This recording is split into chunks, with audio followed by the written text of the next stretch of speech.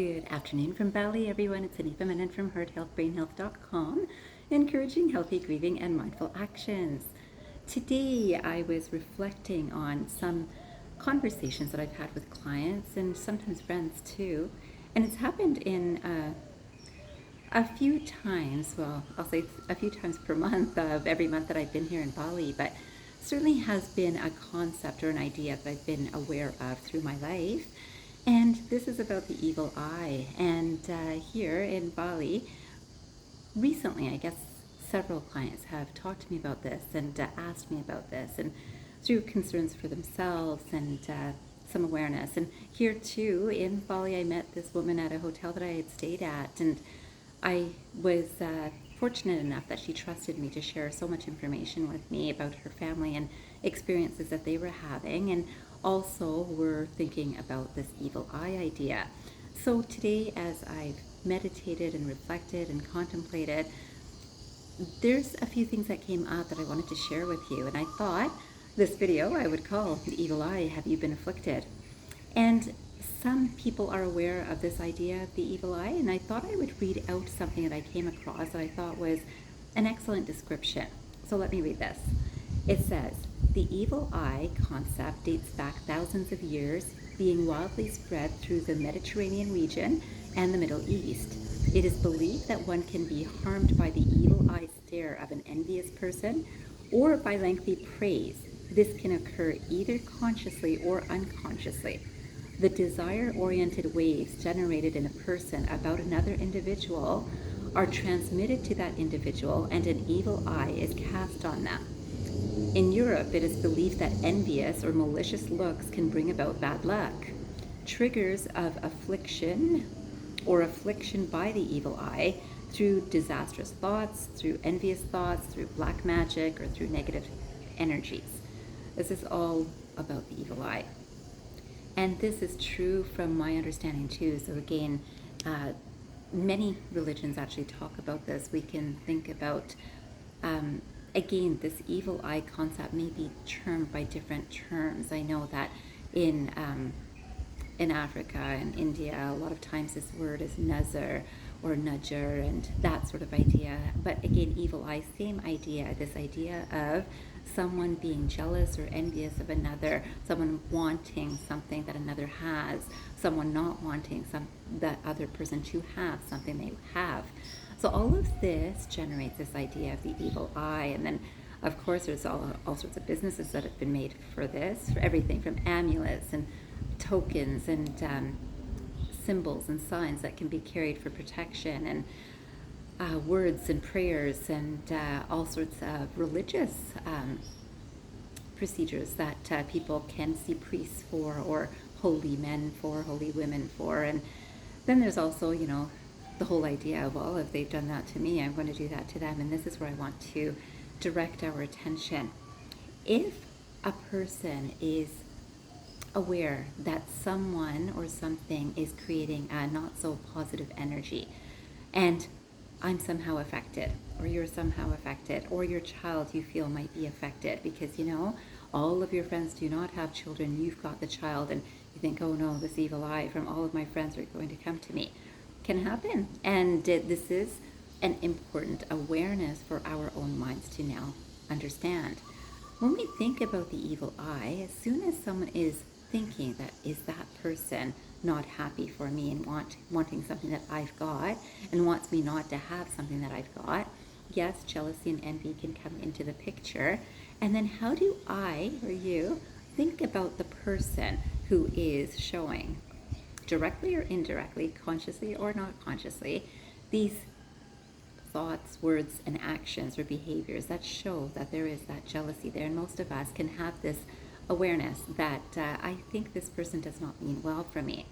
I hear about this from a lot of people that talk about either, again, a family member being affected because either they were very wealthy and so many people were jealous and they were affected, and then another person who's very good looking and they were affected because so many people were jealous, and all of this, and then all sorts of rituals that have been done, or prayers and concerns. Now we think about the person who's aware of this and seeing it or experiencing it in a family or for themselves. Where does the mind go? the mind initially, for many people, will go into some protection, and then I want to push them away. So many people actually do think revenge in those times. So we can see that when someone feels like they've been the victim of black magic, they might actually go to someone to help with black magic to affect the other person. And this is this whole an eye for an eye makes the world blind. It's really important to catch our thoughts, because our thoughts is where everything begins. So when I see that someone is potentially jealous of me, I feel that someone is jealous, I've had the thought and awareness that this person's not happy for me, how do I think about that person is the most important thing? That's my power.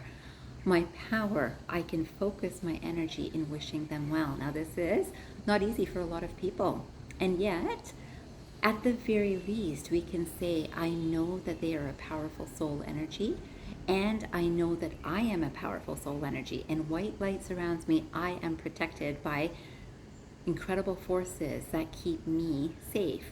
That's where I keep my family safe. And as I center and align myself, I can understand this, that I have to watch my thoughts, because as I push out energy of, oh, I don't like them, I saw what they did, I know they've done this for someone else, and now I'm fearful. I understand I have fear that either I'm affected or someone close to me is affected, and someone is hurting, either myself or someone close to me. So I start thinking about the evil eye. Guess what's in my head? Evil eye thoughts, which are low vibration energy. This low vibration energy also matches with that fear level. It also matches that worry level that I've talked about in the last few videos. It matches a pride level, that look how good I am. Of course someone would be jealous. This thinking in the mind is that low vibration, and as I think it, my own vibration drops just a little bit more. And so even though I might be at, I don't know, let's say 50% of fantastic energy, I'm at 50%, I'm very average, and I start thinking these thoughts of worry, and is someone doing this? And I'm pretty sure they are doing this. And the more I think about it, I'm adding to that low vibration energy, and I bring my vibration even lower. Now I become even more fearful, a little bit more worried, a little bit more angry, a little bit more frustrated, maybe vengeful. So this is this pattern that happens. Now this can happen if you heard this quote properly, and you know I will write this under this video. It's also when there's lengthy praise. So someone says, you are so good this way, you're so amazing, you're so incredible, there's no one better than you. And I can tell you that I had this experience, and wow, doesn't the ego love that? I had this experience when I was a naturopathic doctor. All these clients telling me that I would never go to any other practitioner, you're the best, you're the best, you're the best, and learning that many people really want to use their insurance. They're paying for some insurance through their workplace, and they'd rather go to someone who is licensed. And again, more power to them. Today, I can feel very comfortable with wishing them well.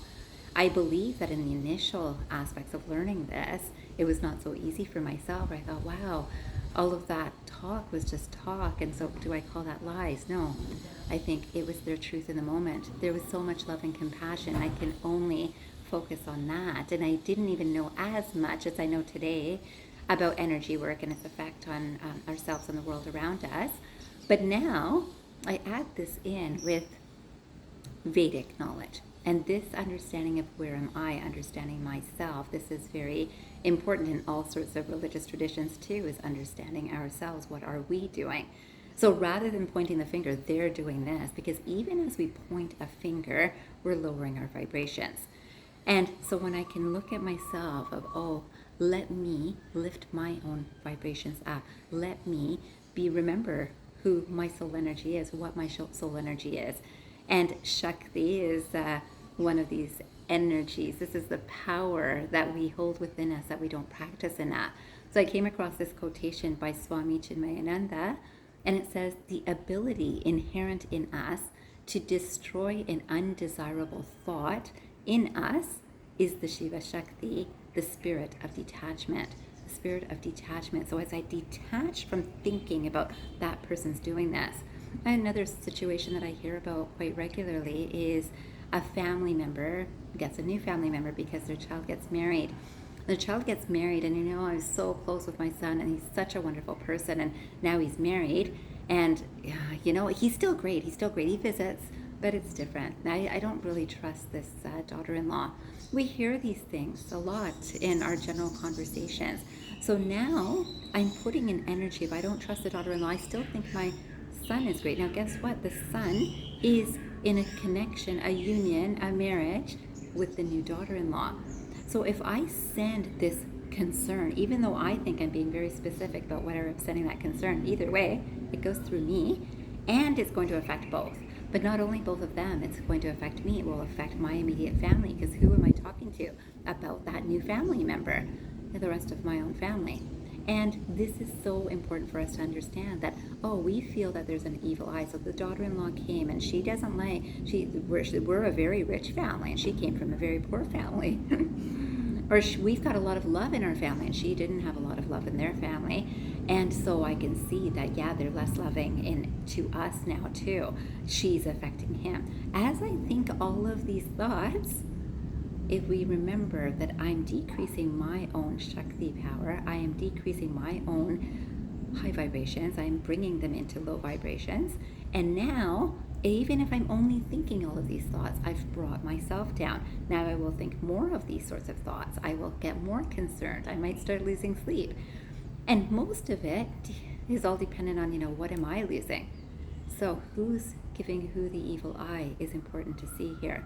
Who is giving who the evil eye? Because if I even suspect that someone's giving me the evil eye, and I start protecting myself by, I'm not going to speak with them because I don't trust them, guess what? Low vibration energy. So we can call it evil eye, we can call it low vibrations, we can call it jealousy, we can call it worry, we can call it self-protection. But when I am giving an energy of I don't trust you, I dislike you, I can see that you're not helping my family or me, I'm sending you the same low vibration energy as what I perceive you're sending me.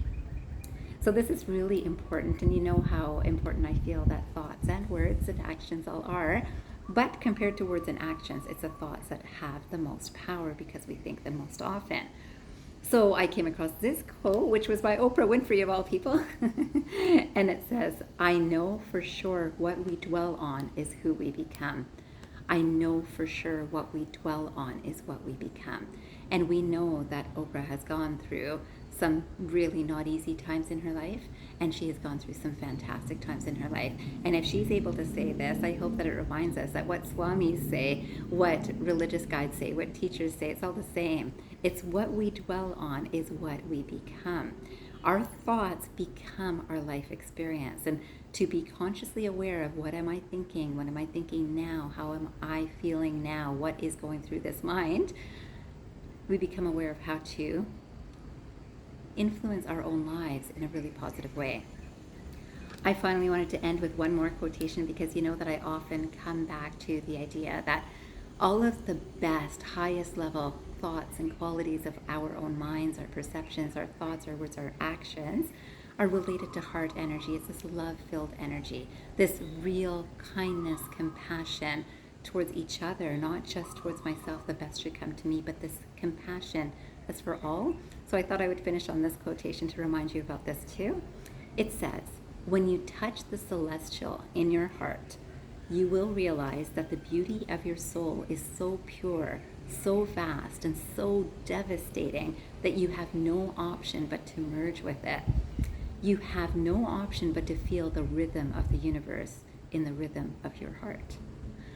And this is, somewhat poetic. This is by Amit. And I have to tell you that, I would love something poetic, but also the depth of this is just understanding that as we truly understand that the best of us is in us, and that it actually takes a conscious effort to bring out the best of us, which is always waiting to be expressed, to be thought, to be spoken. Unless we do that, we can keep on pointing fingers as they're not doing this, they're not doing this, they're not doing this. And how are we affecting our own lives? So I'm going to come back to that daughter-in-law example for one moment. And I want to focus on also the idea of the parent or the parents-in-law that are thinking that, this is not good. This person is really changing this family dynamic. And they will. Isn't that natural? You add a new person into a mix and it is going to change the dynamic. And when you welcome it with your heart, with your mind, with I am connected to divine energy and I welcome all, because divine energy does.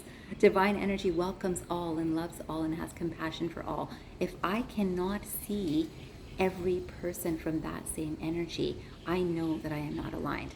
This is what drives me. I hope it will drive you. I hope that today you will reflect on it for at least a few minutes after this video. I wish you a fantastic day or night ahead, and I hope you remember, transform your mind and transform your life. Have a great day, everyone.